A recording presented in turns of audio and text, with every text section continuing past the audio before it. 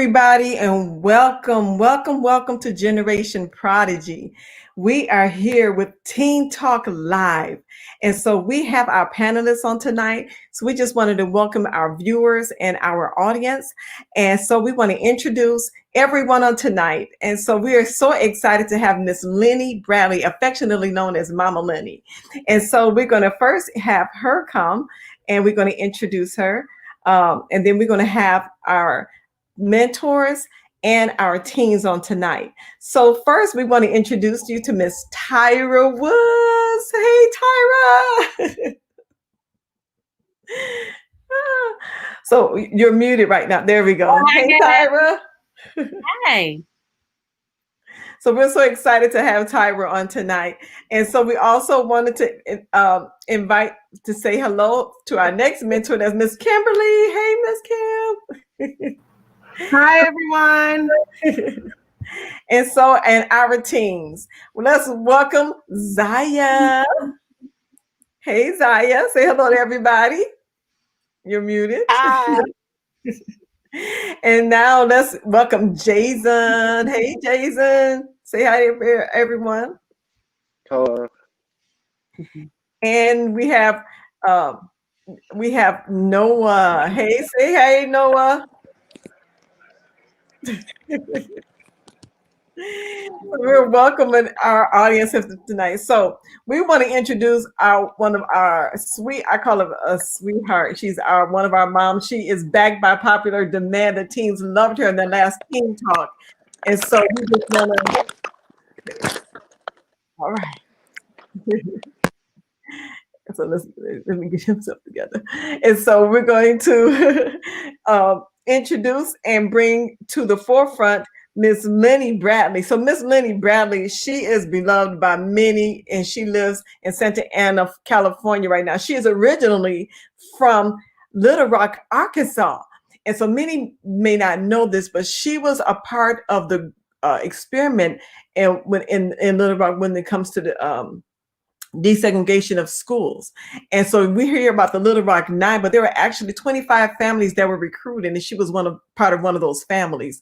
And so we want to welcome her. She is the mother of 4 sons, so no daughters. So I claim myself as one of them. And her educational interest was English and creative writing.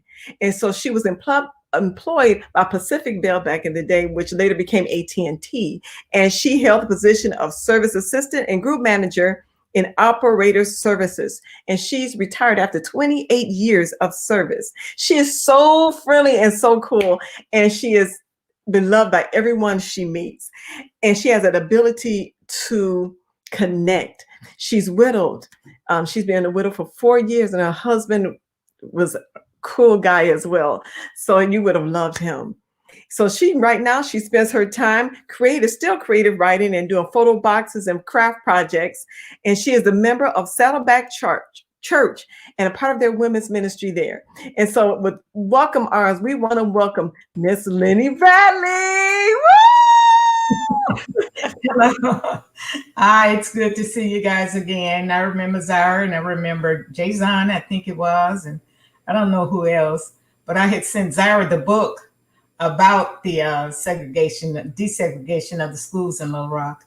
A lot has happened there, now, especially since the schools are virtual. We did not have a graduation. Now, the school that I attended from the time I was 2 years old, I'm 2 years old, oh my God, from the second grade on was a segregated school from second grade all the way through. That is the reason why I ended up in California in 1959. So you can kind of figure out my age from that, since 59. But a lot of things have taken place, over my during my years. I have been instrumental in a lot of young people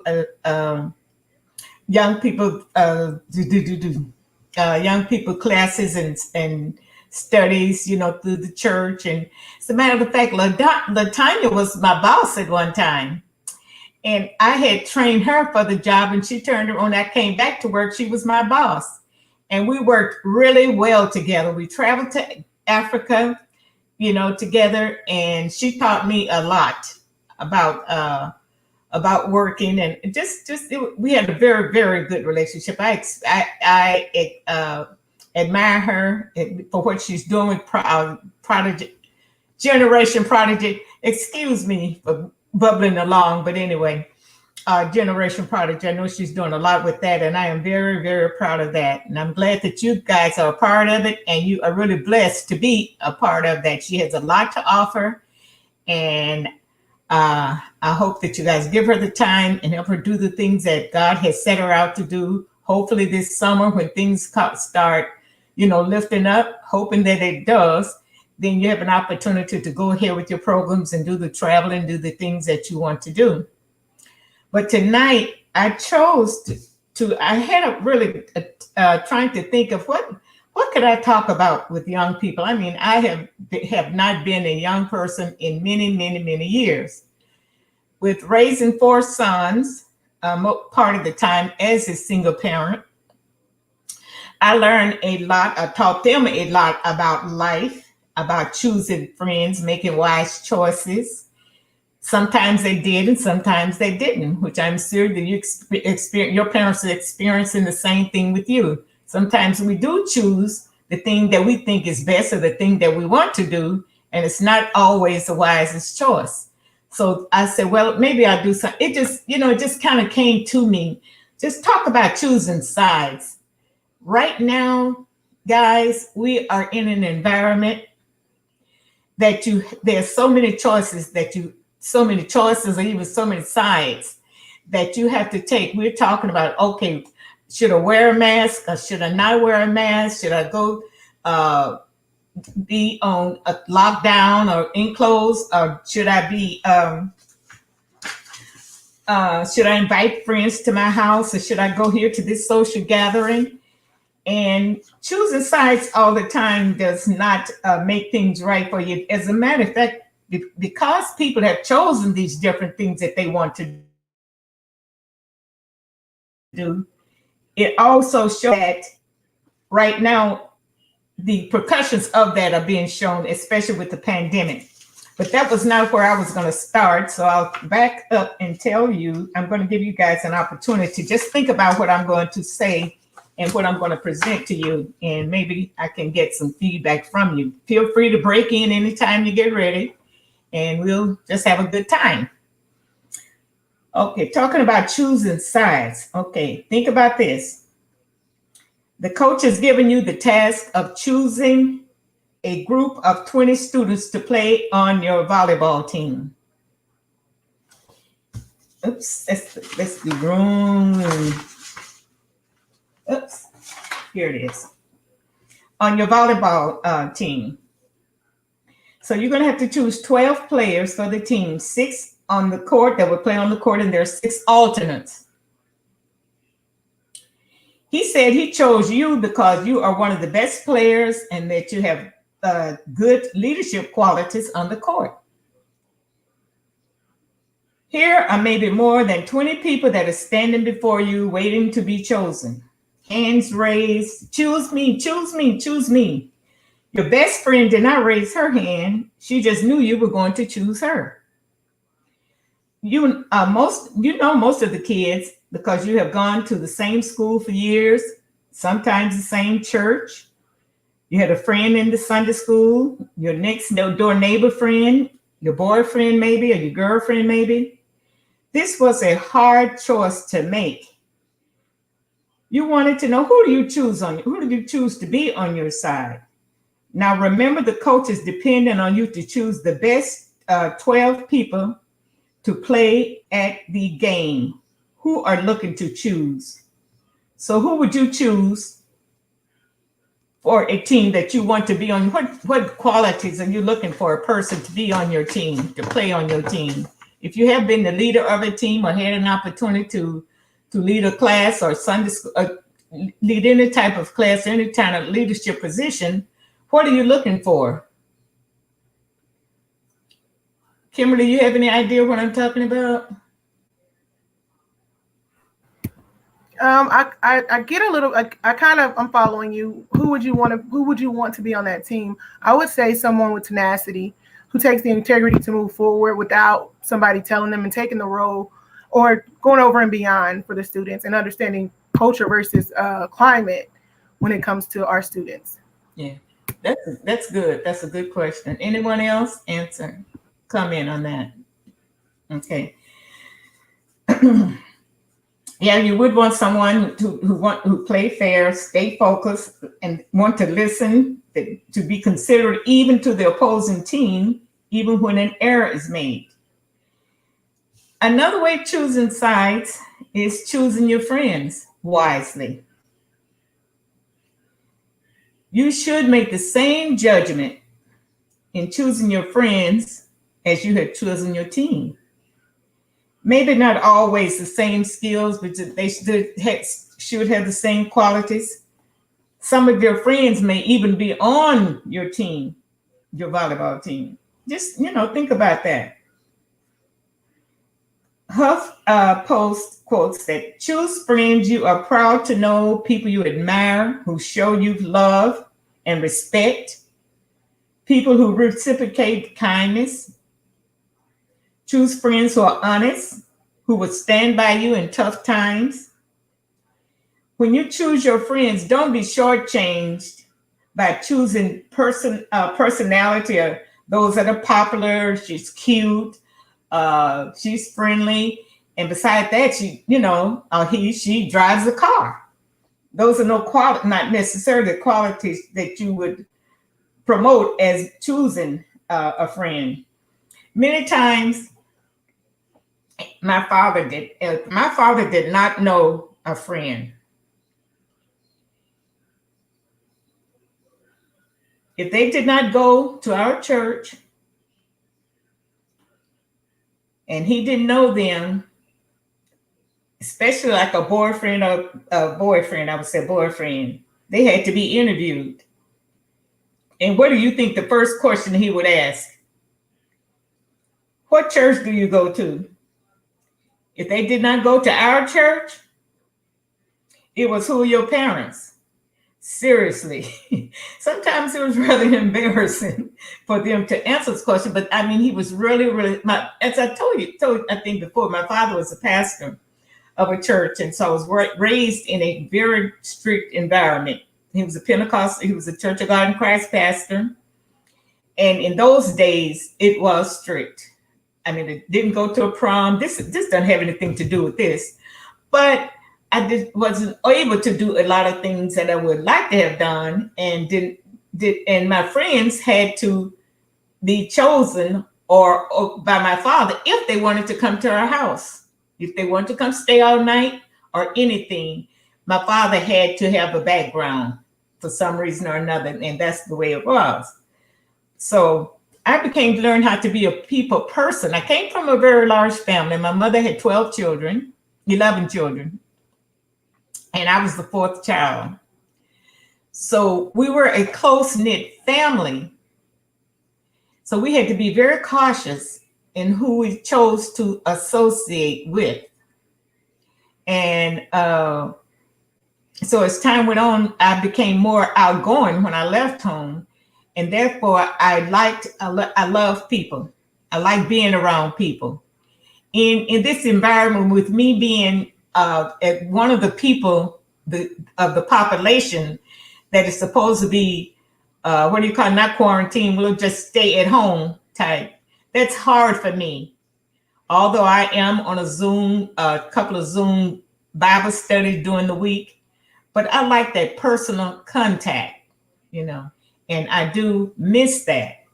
So, but even so, like I said, choosing friends that you're not ashamed of, that you don't mind taking home to your parents, and friends who are honest, and they were going to stick with you in tough times.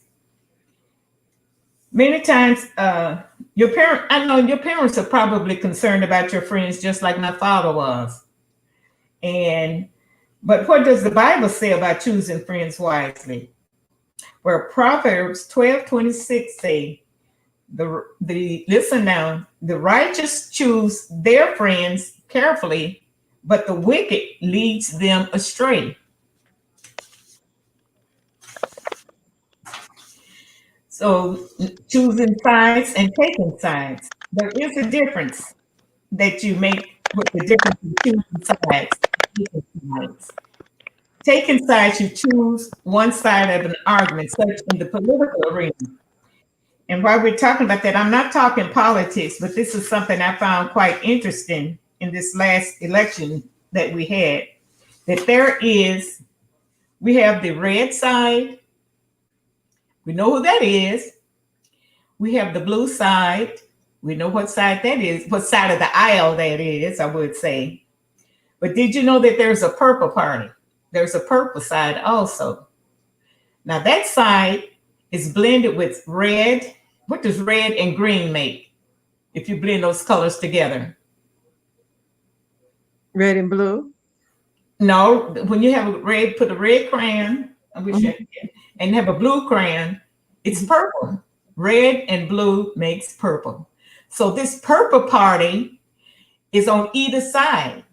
It's according to what the issue is, you know. No, you don't want to be you don't want a friend from the purple side. So you might say in the future, you meet someone, you're telling somebody different, oh, well, she's on the purple, she's a purple part, she's on the purple side. She doesn't know, she can't depend on her to get your vote or to accept, to be your friend or whatever. She want to be the tiniest friend, best friend, somebody else's best friend. And while I'm thinking of that, I've always thought about this, that your best friend may have a best friend who is not you, who you're not their best friend. So don't think you see what I'm saying? Your best friend might be your best friend, but she also has a best friend and it may not be you, he or she is what I meant to say. So that's another thing, choosing. Choosing sides, of course, is choosing sides, not taking sides. I mean, taking sides. To choose for a side, just a side note, choosing sides is the decision on a selection. Like, remember the team? That is choosing. Taking sides means the difference in choosing and taking sides is to choose one side over an argument. Okay, you can just picture that. Two people are arguing over something. You decide, well, whose side are you going to choose? Well, at that point, you have to choose a side, you know. Does that make it a little bit clearer? Does that make sense? Okay. In today, like I said, in today's environment, we have to choose sides and make choices more than ever.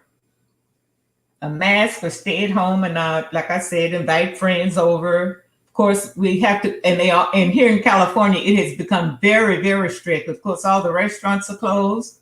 Now they've closed the malls. They had them open for a while.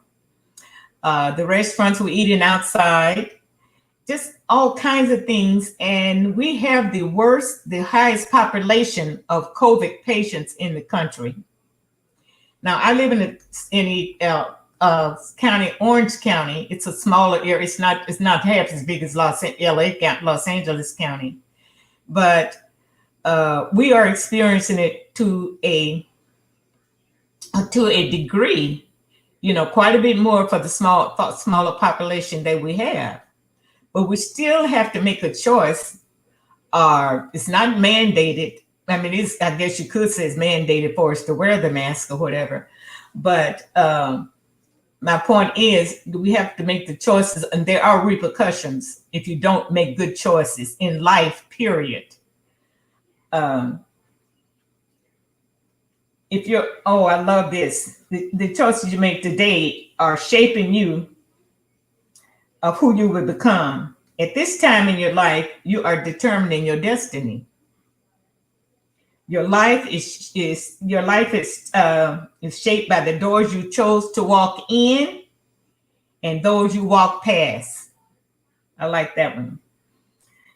We may have to make choices also that draws you closer to God. Proverbs 30:20 say, he who walks with wise men will be wise, but the companion of fools will be destroyed.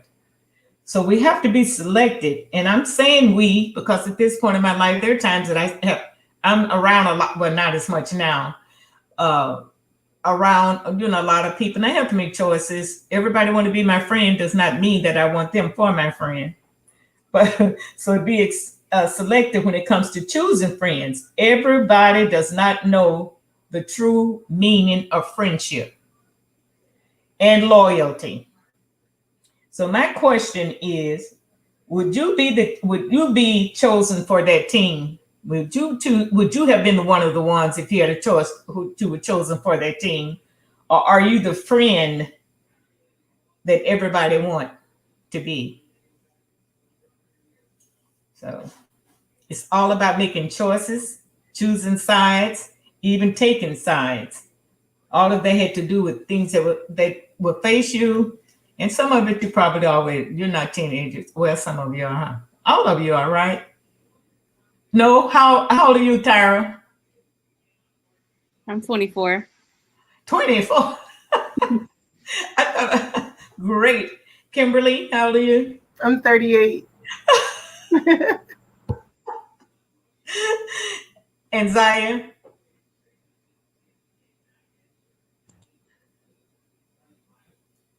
I'm 18. 18.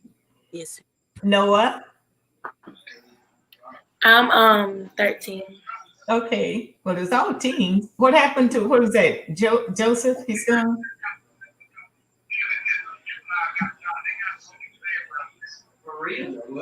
You on the microphone?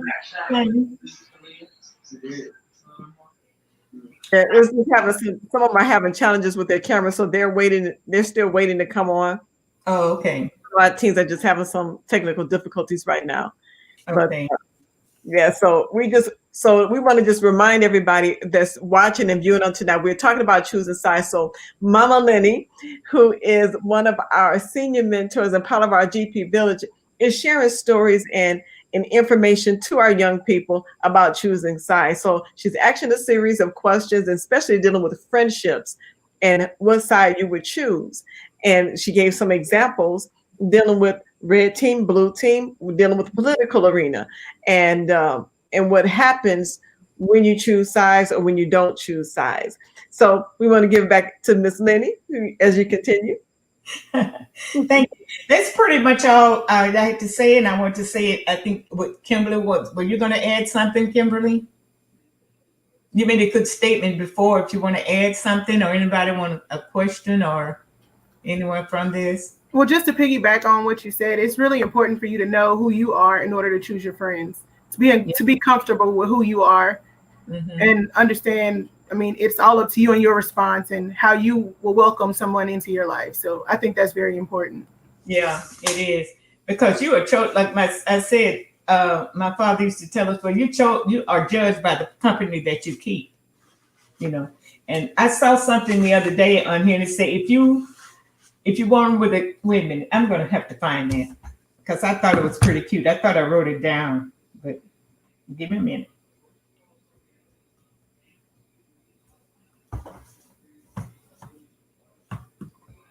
As Miss Linnie is looking for that, I want everybody that's watching, because she has a plethora of information, and we're going to probe her and pull it and wisdom from her, because we don't get a chance to sometimes sit around seniors and pull information from them. Like I said, she was a part of a historical movement in the 50s, and we want to get information in 50s and 60s. So we want to probe information from her and glean which would be valuable information. She's an open book. So you have any questions out there, this is a great time to ask. So feel free to type them in. We will answer the questions. And even on our panel tonight, and as other youth are chiming in, please feel free to ask questions. It could be about anything. She did mention, how her, introducing men to, or young boys to her parents, and how that was. So hint, hint. So, let's ask more questions. I think my tablet must have died. Oh no! But that's okay. Yeah. So Miss Linnie. Yes, ma'am. So I'll start asking some questions.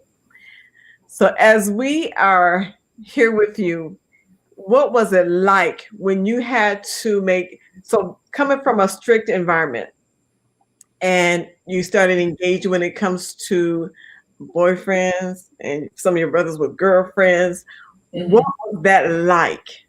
Did you have to make hard decisions when it comes to breakups? What was that experience like for you? Because sometimes teens are teetering and, they start liking boys, liking girls, and trying to figure out how to approach their parents. And then the parents not really feeling they have to make some choices when it comes to what to say and how to say it and what to do when it comes to that friendship. Can you share with us some experiences you had in that area?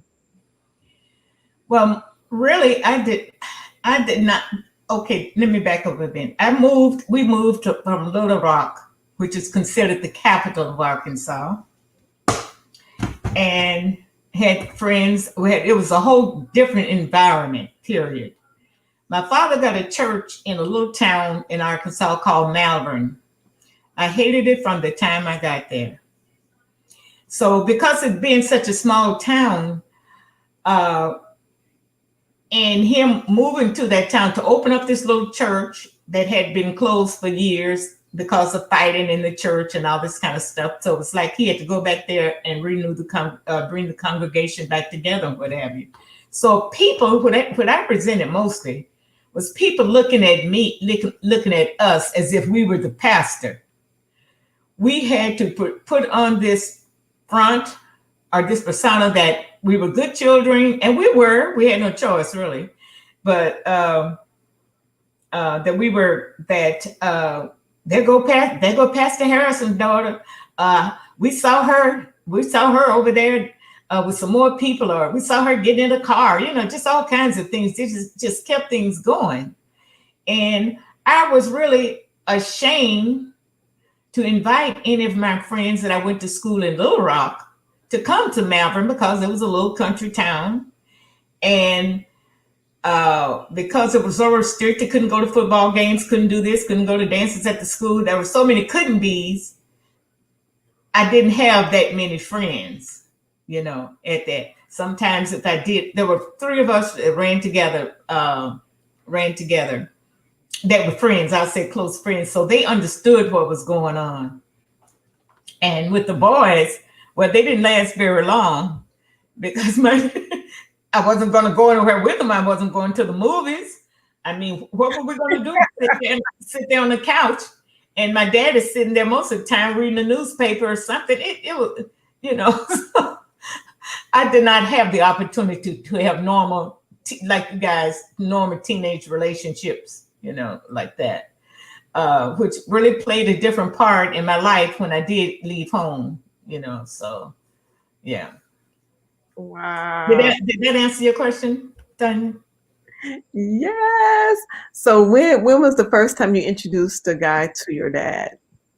Was that a hard choice to make? Oh, yes, it was. As a matter of fact, he came to the house and my father wasn't there. It was like after school or something. And when my father came home, but he was there. Well, we were just sitting in the living room and on the couch. And he came in and asked, well, who are you? And William said, my name is William Jones. And he said, what church do you go to? I don't know if he said it like right away. And he told him Eastside Baptist Church or whatever it was, whatever the church was or something like that. And so he just sit there looking. And then after he's gone, he said, what is he going to do? Or something, like that. He kind of questioned me about it. I was very nervous about it. So I think that might have been maybe the only boy that ever came to my house. I mean, to the house. Oh, wow. Yeah. And I was only in high school then. Of course, after that, I was gone from home. So we don't know the relationships that I had after that. This was high school. Yeah. Well, Zaya and Noah, do y'all have any questions for Miss Linnie? I have a question. Yes. I don't know how to go about wording it, but how did you choose between like your friends and safety versus your education? Because I know back then, if fighting for your education and like with all the violence going on, that was going to be hard. So how did you choose between your education and like your safety? Because I know you could like lose friends depending on if you decided to fight for your education because they probably didn't want to be associated with like the violence going on. So how did you go about separating? Separating that. Okay, Sarah, I really was not in the environment where there was, fighting. During the integration of the schools, shortly after that, we left. But that was mostly contribute to one side, side of town. So I didn't really experience any having to make choices about fighting or the protest, like that. I did not. Yeah. So I don't really. I imagine what I would have done. Most of probably would have been the friends would have been also been a part of that. So after the question. Mm-hmm. So whenever after you left home, like how did your experience with your parents shape how you ended up going into the world? Like Zaya is 18. So when you grew up in your home with strict parents who, really separated you from a lot of what would be considered normal teenage activities, how did that help or how did that mold you in moving forward into your adult life? Into my adult life. Well, I tell you, I never forgot the training that I had. I knew nothing else but that. And it always remained with me in choices that I made. However, when I left home at 18 and moved to California, that was after the schools closed there also, came to California to finish school. I thought I was going to have a lot of freedom to do what I wanted to do because my parents would not. I was moving in with a cousin that I didn't really know very well. And she was an older woman. Well, when I knew her coming along, she was kind of more liberal in her, in her life. But when I got to California and that Sunday, I said, I really honestly, I said, well, I would never go to church again. But that Sunday, the first Sunday I was there, she said, well, I go to church here. I said, oh, no, she didn't. And I ended up, so she was still kind of firm, with me. I stayed with her about a year. She still was kind of firm with me, but she kept reminding me of the way that I was trained. Was your daddy training you that way? Did you go there? Did you do this? So she kind of wanted me to live at that as I was in the same environment that I was at home. So I didn't come to California run loose, nothing like that. I still had somebody on me, but I never forgot, my training, because my grandmother always said, I am praying for you guys. She had her hands upon us even when we were way miles and miles away, thousands of miles away. So did that answer your question? Yes. I have a question. My question is, with all the training that you experienced with your dad, during those times, did you ever step outside those that training that he taught you? And then when you did step out of the training, what was the impact? How did it impact your life? Or what do you regret about stepping outside of what he taught you? At that time? Yes, sir. Yes, ma'am. Yeah, I understand what you're saying. I would like to put it a little bit more clearer. But I did. I mean, of course, I did make some. I'm not going to say that I stayed within that realm of my training all the time. I didn't forget it. But it did not mean that I didn't stray from it, Because, look, at one point, I felt like I had the freedom to do what I wanted to do and what I thought was right, what wrong was okay. So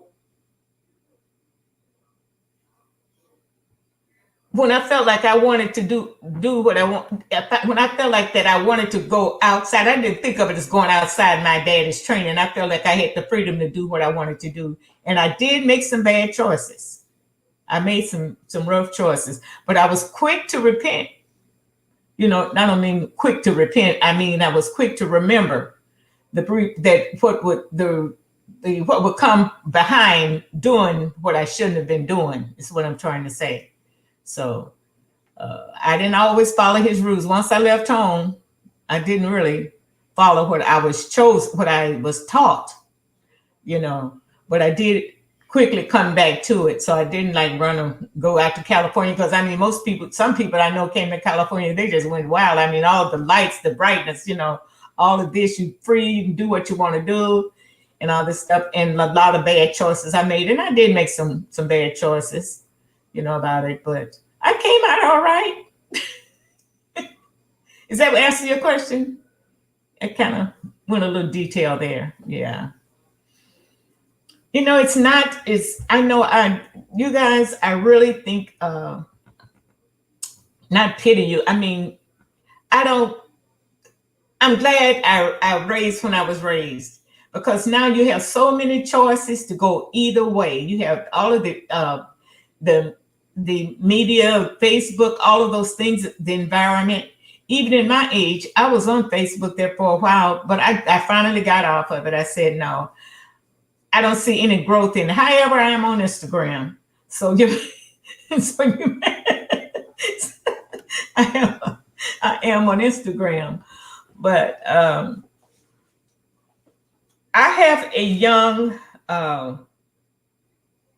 heart, old age, but I have a young heart, right, Tanya? In seeing things, raising four boys. Most definitely. And I know that a woman cannot, to me, raise a boy to be a man, but I did what I learned to do that, and they came out all right. They came out good. So I thank God for that. Yeah. Yep. What are some differences that you see? You mentioned being raised back then versus now. What are some of the apparent differences that you see to where you really feel bad for this generation and having to go through some of the things that we're experiencing today? What are some of your thoughts based on what was going on in the 60s, the 50s versus what's happening in the 21st century? I don't really. I tell you what, I admire the young people now, or this 18 to 20, those that are making a statement. When I was coming up, we couldn't make a statement. In fact, I thought about it the other day. When I was asked, what do you want to be when you grow up? The only African American Negro people at the time that I knew were school teachers.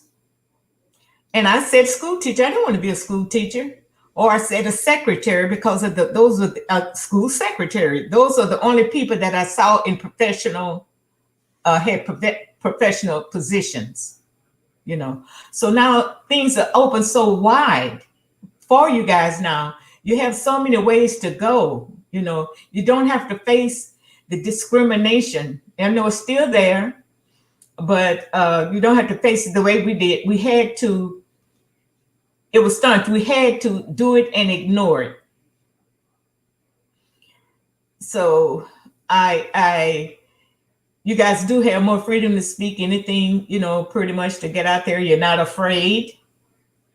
And I admire that part of it, So is that what you mean, Tanya? You meant something else? Yeah, because it seemed like things have flipped, even though it's like there's more of a voice today, but we have to go through more today. Yeah, I agree with that. In a different way. Mm-hmm. Yeah. What would you recommend for this generation? What kind of advice would you give, especially with the political climate and some of the things that are being faced? I would say keep reaching out, associate yourself with people that are doing something, that are making a point, that you think that is agreeable, something that's going to make a change. This is what you hold on to. That person that even if it's a political person, you want to support someone that is actually doing something that you can feed from them. Knowledge, life lessons, or whatever it takes, but it is a person that has a good reputation. That's what you always want to think about anyway. Even when I was coming up, that was a common name. Oh, she has a good reputation, or she has a bad reputation, or that type of thing. So but I admire these groups because they just don't take nothing. I mean, they fight. They really fight for what they want. And I admire that. And we did not have the opportunity to do that a lot of times because we were afraid.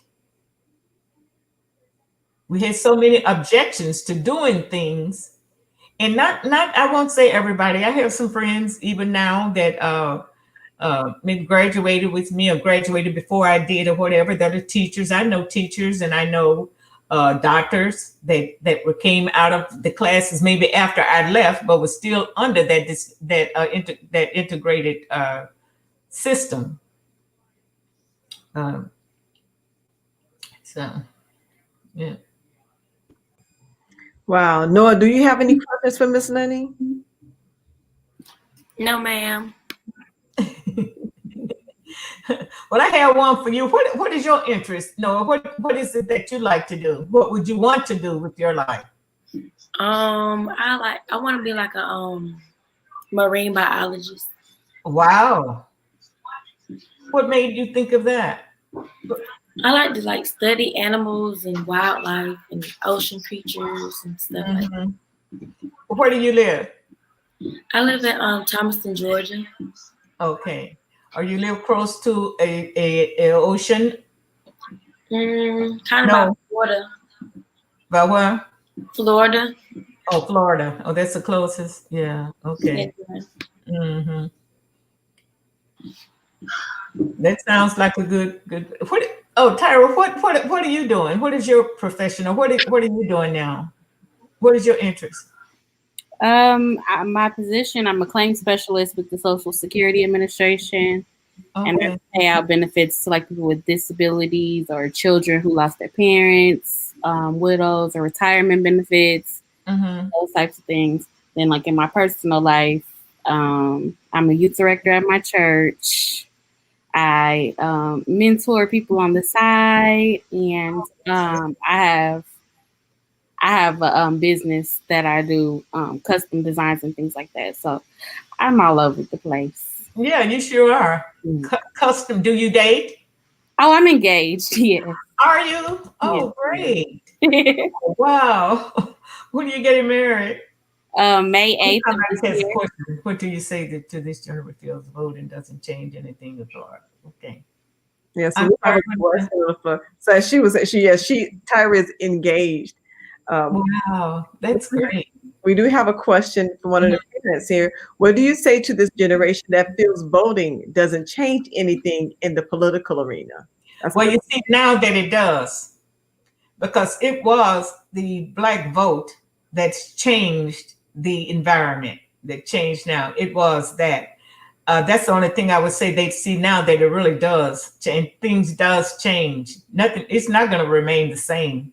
Even if people weren't voting, that does not change. So I think it does change. Ms. Linnie, can you speak to the environment? So when voting was being challenged in the 60s and the 50s, previous times, what was the environment like? So especially for the younger generation to really understand the struggle, to where there are individuals who paved the way for us to have a voice. Can you speak to that a little bit as far as what the environment was like when it came to voting? Okay, in the beginning, like in the 50s, when they first, I don't exactly remember when voting became legal for African Americans, Blacks. But I remember my father, this had to have been in the 50s, that my black people had to pay a poll tax in order to vote. Now, I don't remember when they stopped the voting, or when the voting, but he had to pay a poll tax. And so my grandparents, everybody, it might have been $10 or something like that. Yeah. But because it was a way of life, I don't remember it making much of a big impact. on our life, with having, with that when we did not have voting privileges. I'll put it that way. I don't remember if it had an impact on our life at that time. Like I say, I left home at a very early age, and when I came to California, things was quite much, much different. So Yeah. So I'm sorry. No, I'm sorry. I had a question. Quick question. Do you believe that history is currently repeating itself? no, I would no. I don't think it's repeating itself. I think do you mean racially or diversity? Yes. Do you mean diversity? Yes. With the civil unrest that we're going through right now, do you feel like, just like what happened at the Capitol, do you feel like, did it bring back any memories, spark anything? Do you feel like it's kind of repeating itself? Not that part of it, because back in those days, we were protesting for rights.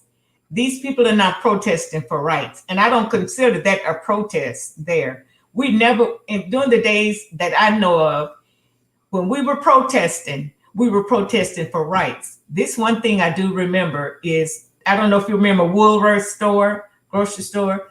Okay. A lot of times my mother, this was like during the 50s, and I'm early teens, and I left home when I was 19, I think something like 18 or 19.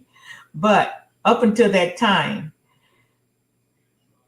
our fight was to be able to have not only rights, but be able to go to, okay, let me back up a little bit.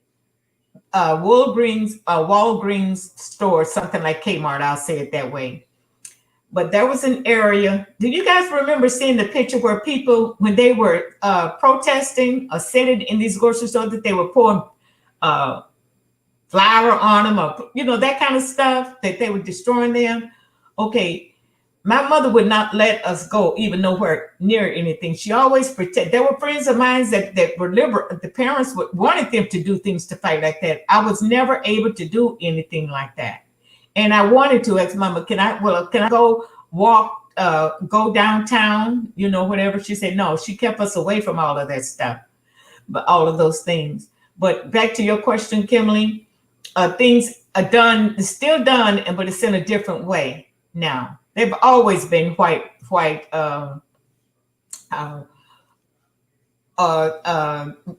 type of diversity, or that type of fighting, the Ku Klux Klan, now, but there are new ones, what is Enon, or whatever that is, that one.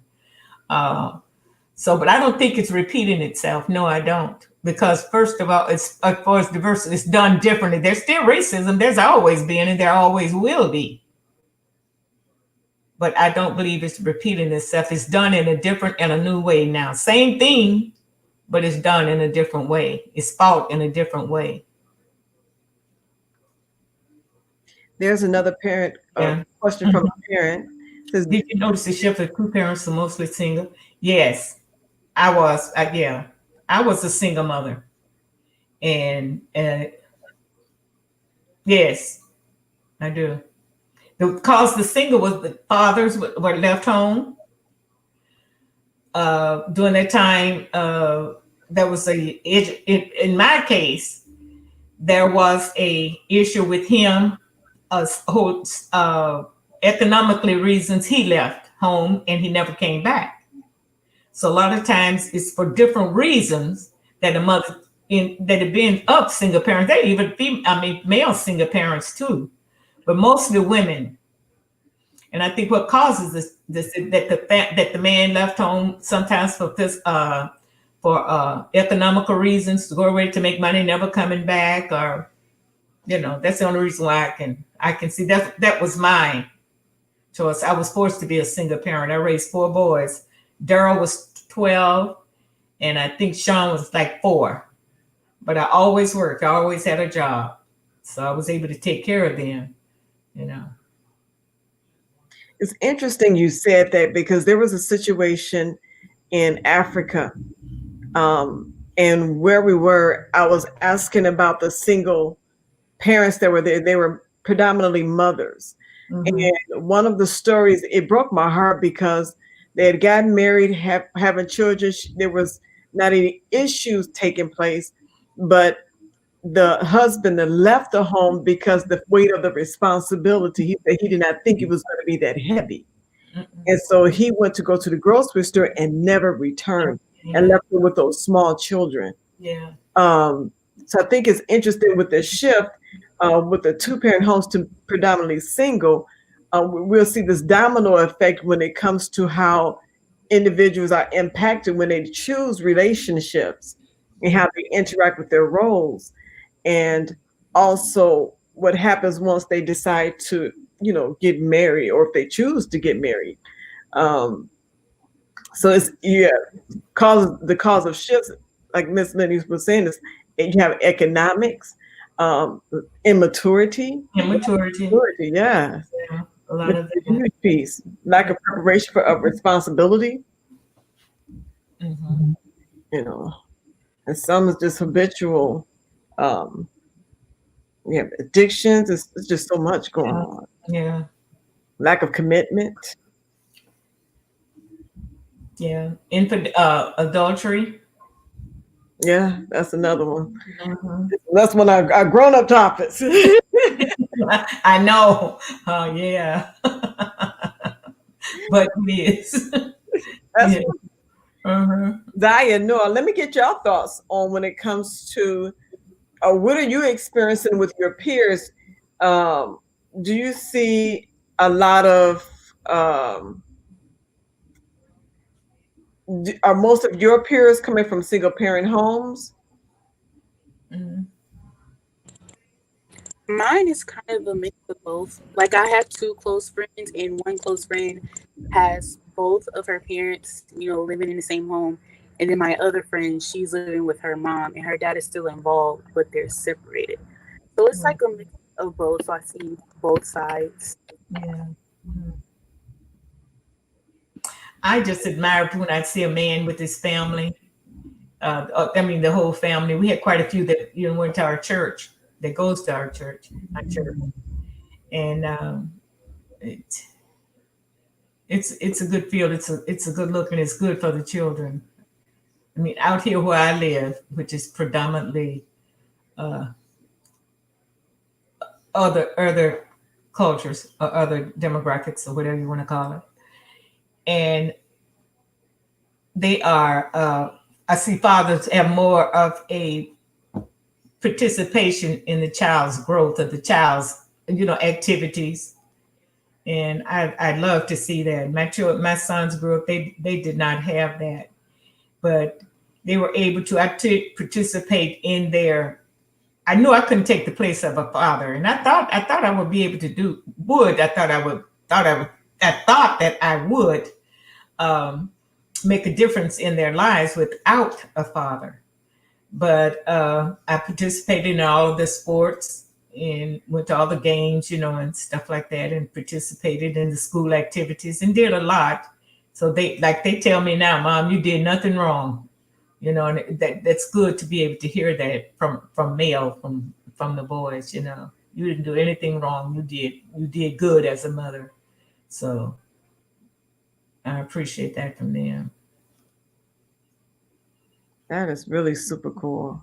Does anyone else have any questions? So out there on YouTube, Facebook, do you have any of the parents out there, or even the teens that may be watching right now?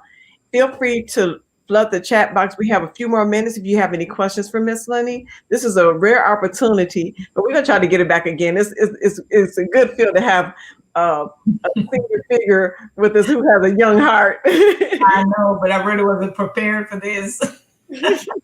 I'm really doing the best I can. It's been a long time. A lot of things has changed, and I think a lot of it is for the best. I have no complaints about, that it's for the best.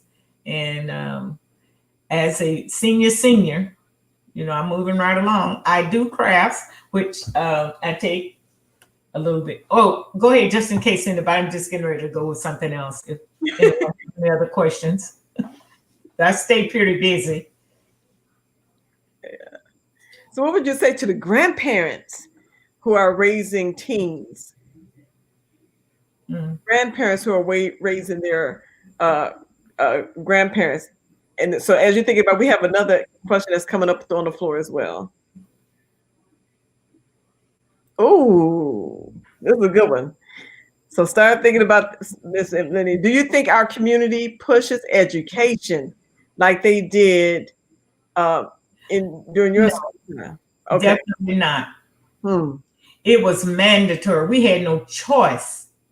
And especially during that time of segregation, it was so important to our families and to our teachers that we went to school and did well. They had, because of our community that we were in, they had sometimes we had teachers that had personal relationship with the parents, you know, like they would call the school, you know, and as a matter when my sons were, I had an agreement with the school that if they didn't show up to school, that if we called it played hooky from school, that they would notify me. But I think in my day, in during my time of school, that the Black community were much more interested in us getting an education and making it work, going away, you know, I mean, you know, making it, having an education and moving higher and up. We didn't have a choice at that time of careers. Not in, you know, in the South, we would have to leave home like I did or something like that to be able to use the craft or use the education that we had. But it was really important. Yes, it was pushed. Education was pushed, required. There was no such thing as dropping out of school. I mean, you know, I don't know if you guys, maybe you guys didn't have that, but we had with the people that would go around checking kids that were out of school or something to check and see why they weren't in school. And so it was much more of a caring opportunity at that time. Yeah. Tanya, you asked about, you know, I was a grandparent too, and I did raise one of my grandchildren. Mm. Yeah, I was a grandson, as a matter of fact. What was that? What was the pressure? What was the pressure like for you as being the grandmother and now being the caregiver too? At first it was my husband's grandson when I married my husband, my second husband. He had this little grandson. He was 2 years old, and I did not want to raise another child. At that point, my youngest child was getting ready to go in the Navy, and I'm thinking, well, I don't have to do that, you know, anymore. I don't have to raise any more children. Well, he came along, and I did have to raise him, and I did resent it. I had for a while, but when I figured out that his mother wasn't going to take him, I had to go ahead with it. And he appreciates that. He really appreciated it. He appreciates it now.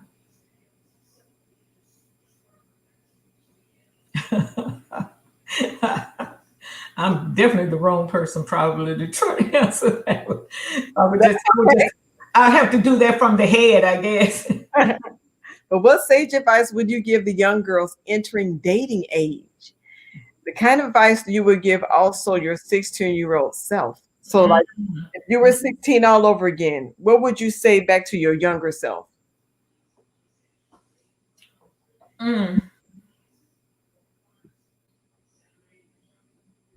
Ooh, I got something for that one.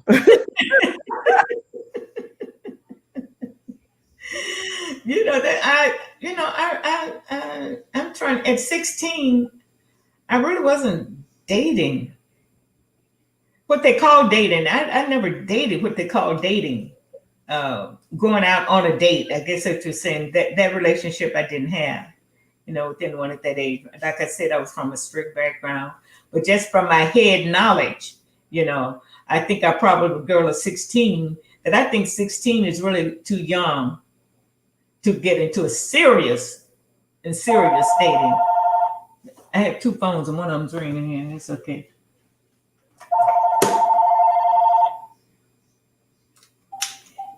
Telemarketing, you know that.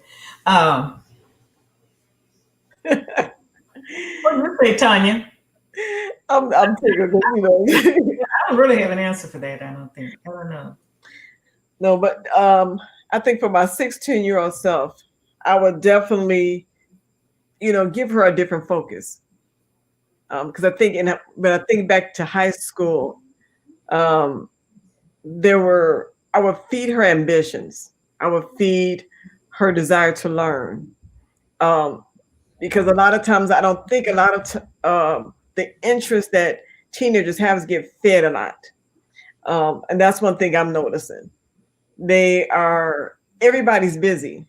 Parents are busy working, especially now that there's more single parent homes. It makes it difficult to really focus on their teenage child or even their younger children.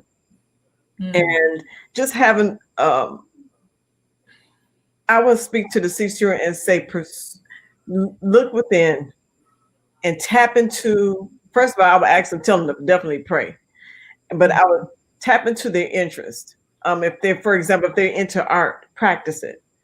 If they're into math, practice it. Ask questions. Do not be afraid to ask questions to their parents, grandparents, especially their seniors.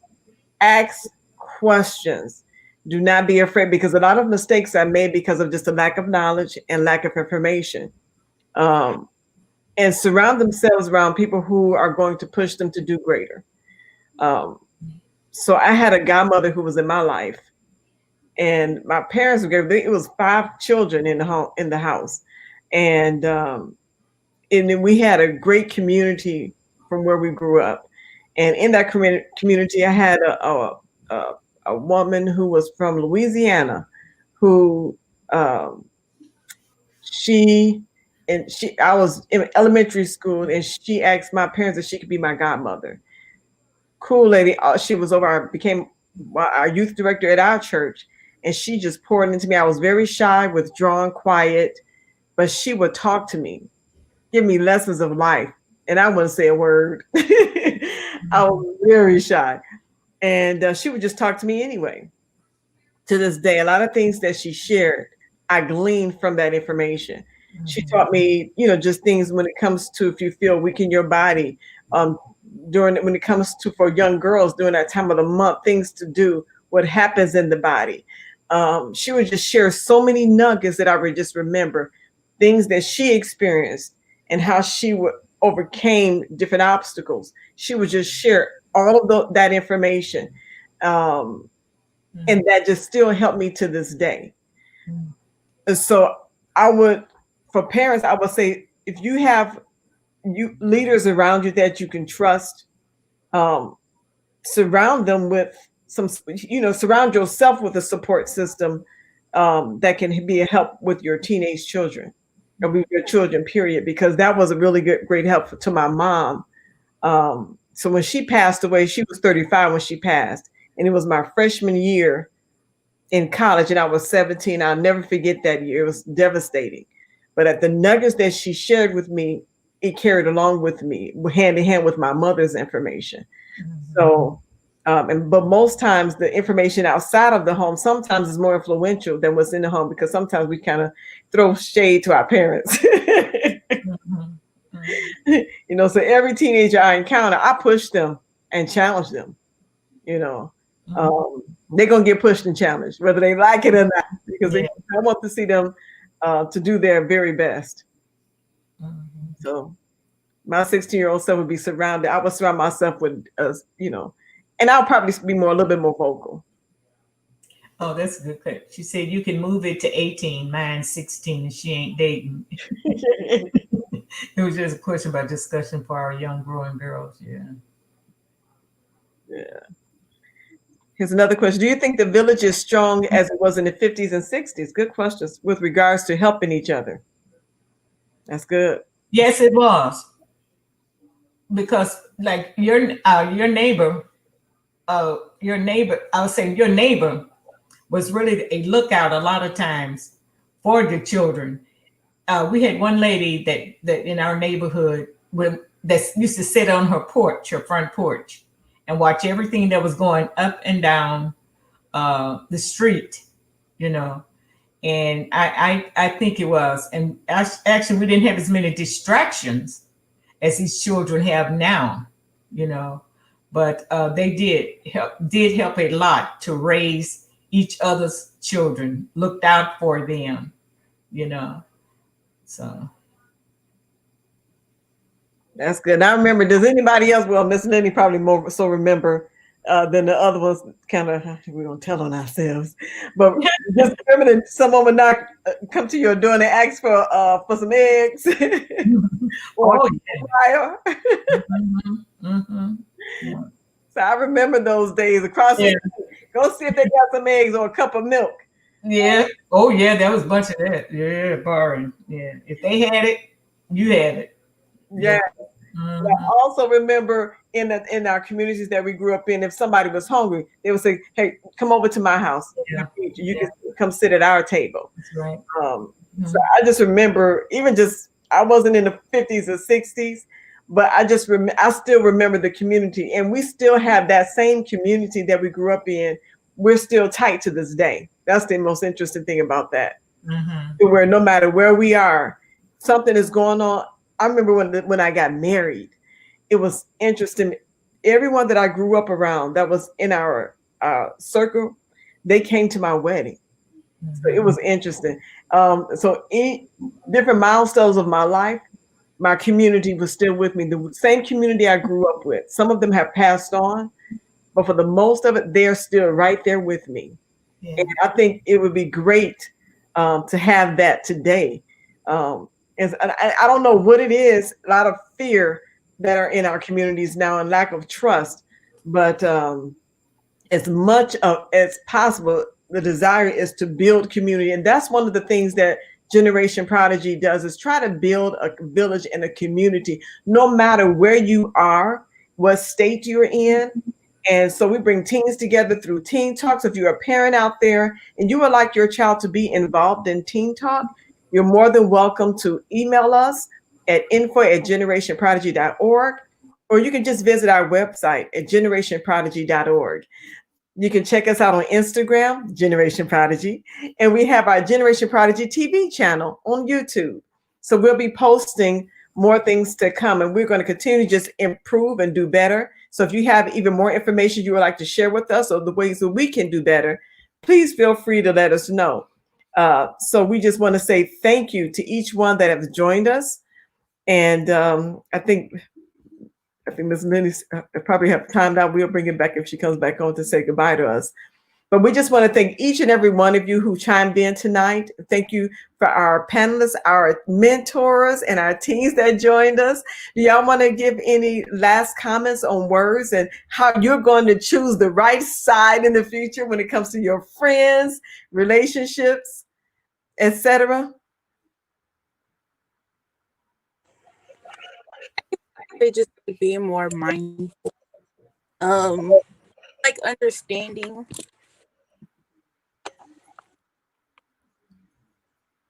Noah, anything you would like to share? No, ma'am. So polite. Tyra, Kim.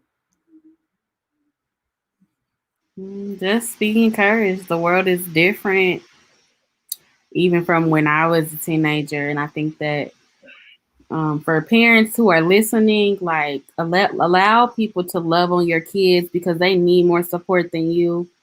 They need a community.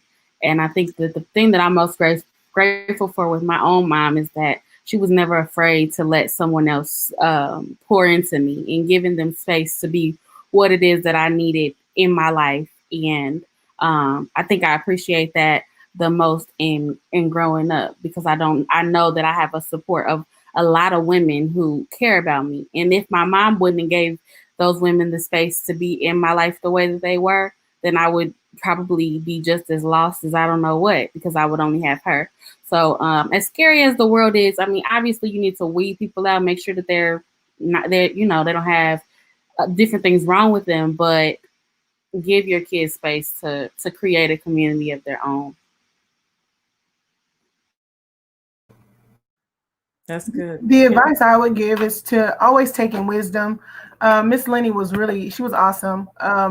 It's not always that we're able to sit around such wisdom But when you get a chance to always listen, it may not sound right at that moment, but later on, as you get to moving in life, it'll always come up. You'll always hear somebody's voice. Like Tyra said, either you may hear my voice, First Lady's voice, Tyra's voice, that impacted you when you get ready to start making your decisions. So I would say just listen to wisdom, take in as much as you can. I hear a lot of people say, you got to go through it. Sometimes, no, that's not true. You don't have to go through it. You have to go through it to understand it. Sometimes you can just hear somebody else's voice and who's already gone through it and use your wisdom and just say, yeah, that ain't for me. So that's just encouraging word. No, that's good. I think Miss Linnie, I think her device died. Yeah. So should we still engage our seniors when it comes to technology? So we want to definitely have our seniors engaged in the future as well. So we're going to tune in for next month. So prepare yourselves next month. In the month of February, we're going to do this every month. We're going to continue to get better, stronger with this, and continue with our topics. So we just want to thank you. See, we have Mother Julia Brown. She's on the call, watching us on tonight. So we thank God for her. Yeah. Yes. Thank you. So Miss Linnie, she's been always a wealth of wisdom to everybody. And I like it when she speaks from the heart because she gives such a wealth of information. So we're going to continue. So stay tuned for next month. We'll be back where we deal with the principles of life. So that'll be our next topic. So tune in again next month as we discuss the principles of life. We will be back on the second weekend. We'll be we're not going to do Valentine's Day because we know everybody's probably engaged with their families, being in love month. So we'll be back on the third Sunday in February. That'll be February 21st at 6 p.m. Central Time. We'll be back for our Teen Talk, and we'll be discussing the principles of life. So start getting your questions ready. If you're a teenager and would like to be a part of the panel discussion, this engages you when it comes to critical thinking skills, your communication skills, and your presentation skills. So we challenge our youth. So thank you, Noah and Zaya, for hanging in there for the full hour. We appreciate you. So we celebrate you. We had some of our teams that, the connections were not good. Some had challenges with their cameras on tonight, but we thank you. Thank you to our mentors, Tyra and Kimberly from Trinity Temple. Woo-hoo! So we have a community there. So if you have a church, you have a community group that would like to be a part of the Teen Talk discussions, please feel free to join us. And we're going to be here again. That's February 21st at 6 p.m. Central Time. So if you're on the East Coast, it'll be 7 p.m. If you're on the West Coast and Pacific Time, it'll be at 4 p.m. So thank you again for everybody chiming in. We thank you, parents, for allowing your teens to view it tonight. We thank you for all the teenagers out there that are watching, and you may have been too shy to be on our stream, but we just want to say thank you and we love you. So Generation Prodigy, we birth greatness in our young people. So be a part of us, join us. Until we're able to meet again in person, we will remain virtual. So stay safe out there, everybody. And we love you to life. Woo-hoo. So until next time, catch us on Generation Prodigy TV for a replay. And you can follow us on our Facebook page at Generation Prodigy 1, or you can follow us on Instagram at Generation Prodigy as well. So, hashtag GP Teen Talk. Until next time. Any parting remarks, Zaya and Noah? No, ma'am. Well, thank you. Thank you. So until next time, we give much love to Miss Linnie, wherever she may be right now. So we're signing off for now. Thank you all for joining us, and we'll see you next time. Have a good night.